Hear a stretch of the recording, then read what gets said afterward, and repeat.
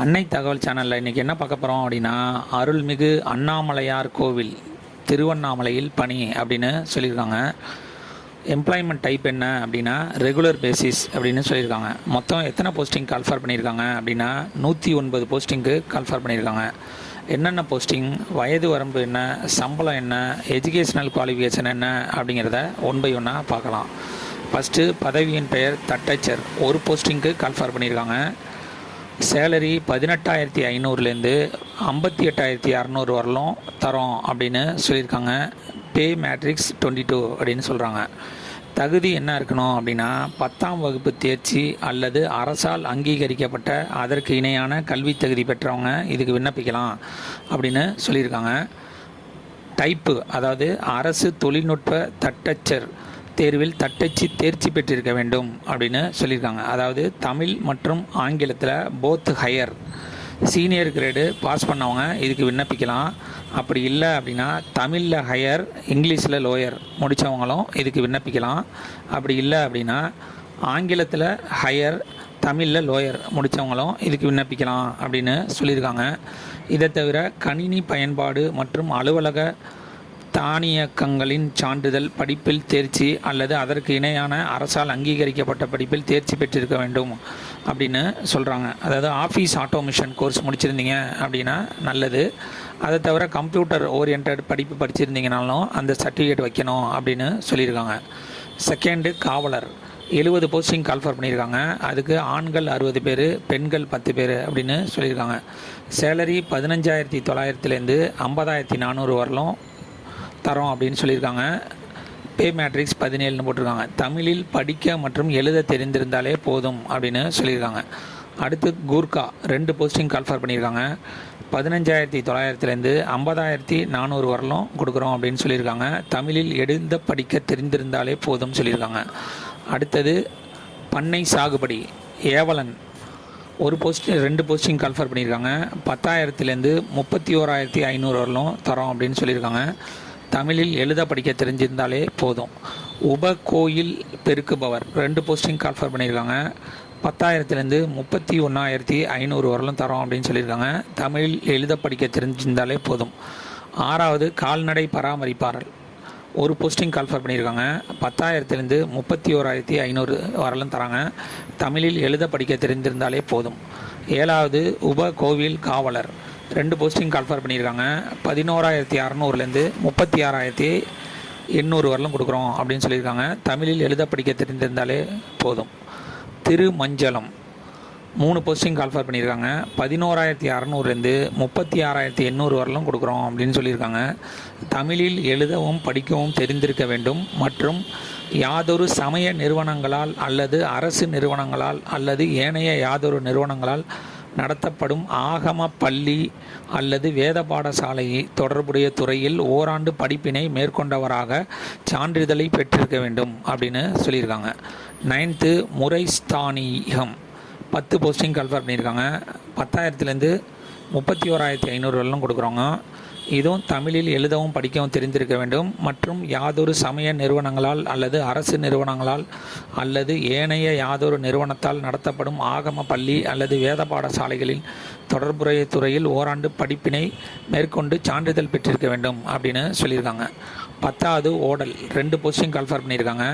15,900லேருந்து 50,400 வரலும் கொடுக்குறோம் அப்படின்னு சொல்லியிருக்காங்க. இதுவும் மேற்சொன்னபடி தமிழில் எழுத படிக்க மற்றும் அந்த சமய நிறுவனத்தால் சான்றிதழ் பெற்றிருக்கணும் அப்படின்னு சொல்லியிருக்காங்க. தாளம் 3 போஸ்டிங் கால்ஃபர் பண்ணியிருக்காங்க. 18,500லேருந்து 58,600 வரலும் கொடுக்குறாங்க. இதுவும் மேற்சொன்ன மாதிரி தமிழில் எழுத படிக்க மற்றும் சமய நிறுவனம், அரசு நிறுவனம், யாதொரு அரசால் அங்கீகரிக்கப்பட்ட நிறுவனத்தில் சான்று பெற்றிருக்கணும் அப்படின்னு சொல்லியிருக்காங்க. அடுத்த கேட்டகரி தொழில்நுட்ப காலி பணியிடங்கள். 12வது தொழில்நுட்ப உதவியாளர் மின்னணு மற்றும் தொலைத்தொடர்பு 1 போஸ்டிங் கால்ஃபர் பண்ணியிருக்காங்க. மின்னணு மற்றும் தொலைத்தொடர்பு பொறியியல் பட்டய படிப்பு முடித்தவங்க இதுக்கு விண்ணப்பிக்கலாம். அடுத்தது பிளம்பர் 4 போஸ்டிங் கால்ஃபர் பண்ணியிருக்காங்க. 18,000லேருந்து 56,900 வரலும் கொடுக்குறோம் அப்படின்னு சொல்லியிருக்காங்க. அரசால் அல்லது அரசால் அங்கீகரிக்கப்பட்ட நிறுவனத்தால் ஐடிஐயில் பிளம்பர் ட்ரேடு முடித்தவங்க இதுக்கு விண்ணப்பிக்கலாம் அப்படின்னு சொல்லியிருக்காங்க. அதே நேரத்தில் 5 ஆண்டு அனுபவம் அல்லது ஈராண்டுக்கான தொழில் பயிற்சி அப்ரெண்டிஸ்ஷிப் முடித்தவங்களுக்கு முன்னுரிமை தரோம் அப்படின்னு சொல்லியிருக்காங்க. 14 உதவி மின் பணியாளர் 2 போஸ்டிங் கன்ஃபர் பண்ணியிருக்காங்க. 16,600லேருந்து 52,400 வரலும் கொடுக்குறோம் அப்படின்னு சொல்லியிருக்காங்க. மேலே சொன்ன மாதிரி அரசு அல்லது அரசால் அங்கீகரிக்கப்பட்ட ஐடிஐயில் எலக்ட்ரிக்கல் அல்லது ஒயர்மேன் ட்ரேடு முடித்தவங்க இதுக்கு விண்ணப்பிக்கலாம். மற்றும் மின் உரிமம் வழங்கும் வாரியத்திடமிருந்து ஹெச் சான்றிதழ் பெற்றிருக்க வேண்டும் அப்படின்னு சொல்லியிருக்காங்க. அடுத்த கேட்டகரி என்ன அப்படின்னா அர்ச்சகர் மற்றும் ஓதுவார் பயிற்சி பள்ளி காலி பணியிடங்கள். தலைமை ஆசிரியர் 1 போஸ்டிங் கால்ஃபர் பண்ணியிருக்காங்க. சேலரி 36,700லேருந்து 1,16,200 வரலும் கொடுக்குறோம் அப்படின்னு சொல்லியிருக்காங்க. தமிழில் முதுகலை பட்டமும் ஆசிரியர் பயிற்சி நிறுவனத்தில் ஒரு இளநிலை பட்டமும் பெற்றிருக்க வேண்டும். அதாவது பிடி அல்லது பிஎட் முடித்தவங்க இதுக்கு விண்ணப்பிக்கலாம் அப்படின்னு சொல்லியிருக்காங்க. இதை தவிர ஏதேனும் ஒரு மேல்நிலை பள்ளியில் 5 ஆண்டுகளுக்கு குறையாமல் தமிழ் ஆசிரியராக பணிபுரிந்திருக்க வேண்டும். தத்துவம், சமயம் மற்றும் பண்பாடு போன்றவற்றில் முதுகலை பட்டம் பெற்றிருக்கும் விண்ணப்பதாரர்களுக்கு முன்னுரிமை வழங்கப்படும் அப்படின்னு சொல்லியிருக்காங்க. தேவார ஆசிரியர் 1 போஸ்டிங் கால்ஃபர் பண்ணியிருக்காங்க. 35,400லேருந்து 1,12,400 வரலும் கொடுக்குறோம் அப்படின்னு சொல்லியிருக்காங்க. தமிழில் எழுதவும் படிக்கவும் தெரிந்திருக்க வேண்டும் அப்படின்னு சொல்லியிருக்காங்க. யாதொரு ஆகம பள்ளி அல்லது தேவார பாடசாலை அல்லது வேத பாடசாலையில் 3 ஆண்டு படிப்பில் தேர்ச்சி பெற்றிருக்க வேண்டும் அப்படின்னு சொல்லியிருக்காங்க. 17 சங்கீத இசை ஆசிரியர் 1 35,400லேருந்து 1,12,400 வரலும் சேலரி கொடுக்குறோம் அப்படின்னு சொல்லியிருக்காங்க. குரல் இசை 3 வருட பட்டய படிப்பு முடித்திருக்க வேண்டும் அல்லது இசையில் பட்டப்படிப்பு முடித்திருக்க வேண்டும் மற்றும் இசை ஆசிரியர் பயிற்சி படிப்பில் தேர்ச்சி பெற்றிருக்க வேண்டும் அப்படின்னு சொல்லியிருக்காங்க. கடைசியாக 18 ஆகம ஆசிரியர் 1 போஸ்டிங் கால்ஃபர் பண்ணியிருக்காங்க. 35,900லேருந்து 1,13,500 வரலும் சேலரி தரோம் அப்படின்னு சொல்லியிருக்காங்க. ஏதேனும் வேத ஆலய ஆகம பாடசாலையில் சைவம் 5 ஆண்டுகளுக்கு குறையாமல் ஆசிரியராக பணிபுரிந்த அனுபவம் பெற்றிருக்க வேண்டும் அப்படின்னு சொல்லியிருக்காங்க. இந்து சமய மற்றும் அறநிலையத்துறையின் கட்டுப்பாட்டில் உள்ள ஏதேனும் ஒரு கோவிலில் 5 ஆண்டு கால அளவிற்கு குறையாமல் முதுகலை அர்ச்சகராக பணிபுரிந்திருக்க வேண்டும் அப்படின்னு சொல்கிறாங்க. கடைசியாக சைவ ஆகமத்தில் தற்போதுள்ள வேத ஆகம பாடசாலையில் 4 ஆண்டுகள் பாடப்பிரிவு சான்றிதழ் படிப்பை முடித்திருக்க வேண்டும் அப்படின்னு சொல்லியிருக்காங்க.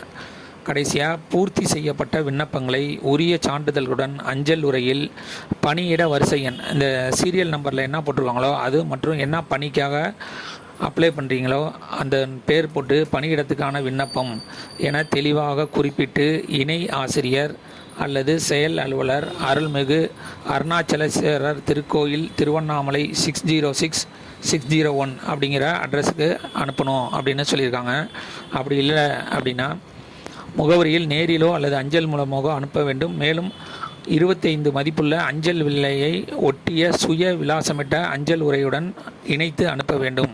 மேற்படி இணைப்புகளுடன் வரப்பெறாத விண்ணப்பங்கள் நிராகரிக்கப்படும் அப்படின்னு சொல்லியிருக்காங்க. விண்ணப்பங்களை அனுப்ப வேண்டிய முகவரி இணை ஆணையர் செயல் அலுவலர் அருள்மிகு அருணாச்சலேஸ்வரர் திருக்கோவில் திருவண்ணாமலை அப்படின்னு சொல்லியிருக்காங்க. டிஸ்கிரிப்ஷனில் அப்ளிகேஷன் ஃபார்ம் கொடுத்துருக்கேன்.